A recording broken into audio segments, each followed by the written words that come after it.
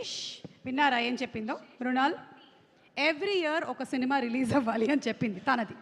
మరి మీ సంగతి ఏంటి? ఇలా మీరు ఎవ్రీ ఇయర్ చేయాలి అంటే? నా ఫ్రెండ్ జీతు గురించి చెప్తున్నారు. ఓ అంతేగాని జీతు కాదు. ఓకే, సుజిత్. యూనో మనం ఎన్ని సినిమాలు చేసామన్నది కాదు, ఎంత మంచి సినిమా చేసామన్నది అనేది నా డిఫాల్ట్ లైఫ్ ఫిలాసఫీ అనమాట. సూపర్. నేను ఏదేమైనా సరే వీళ్ళు ఏదైతే ఫీలింగ్లో ఉన్నారో, ఏదైతే ఒక అభిమానం ఉందో, ప్రేమ ఉందో, అదంతా ఏంటంటే మన కృషి మీద, మన ప్రయత్నం మీద. సో దాన్ని నిలబెట్టుకోవాలి.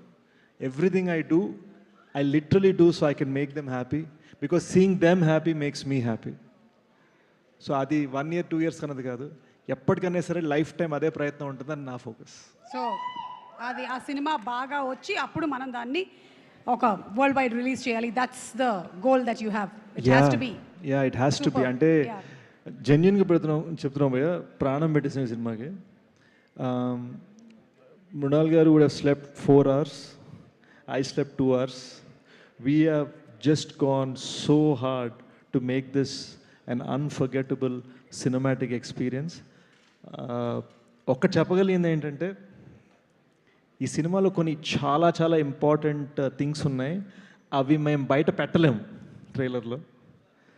బట్ ఐ ప్రామిస్ యూ, థియేటర్కి వెళ్ళినప్పుడు అమ్మ ఇదా మ్యాటర్ అని మీరు ఫీల్ అవుతారన్నది మాత్రం, దానికి నేను 1000% పనిచేశాను. సూపర్బ్. చిరంజీవి గారు అంటారు waiting.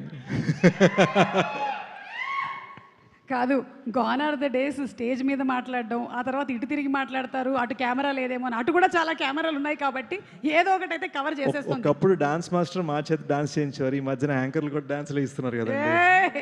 That's what times have changed. Good that you recognised it. Thank you. And మీరు దొంగతనం చేశారు. అయ్యో, అదే okay. No they're okay, they're fine. అది ఒక్కొక్కసారి నా మాటలకి స్పీకర్ పడిపోతుంటుంది. That's fine. నేను చెప్పాను కదా మా డబుల్ గమ్ టేప్ మనుషులే పడిపోతూ ఉంటారండి మీ వలన. Good one. ఇవాళ బాగుంది, నైస్. కాదు, ఇప్పుడు మీరు దొంగతనం చేశారు, ఇది గ్యారంటీ. కానీ ఏంటి? ఏ డబ్బు, బి బంగారం, సి మనస్సు. మనస్సుని బద్దలు కొడితే మనం ఏం దోచుకుంటాం అనేది మ్యాటర్ ఈ సినిమాది. అంటే మనస్సుని బద్దలు కొడితే మనం ఏం దోచుకుంటాం అనేది మ్యాటర్. అమ్మో, చాలా వరకు అర్థమైపోయింది నాకు. ఇంతకన్నా నేను అర్థం చేసుకోకూడదు కూడా. ఓకే, మీరందరూ పడుకొని చాలా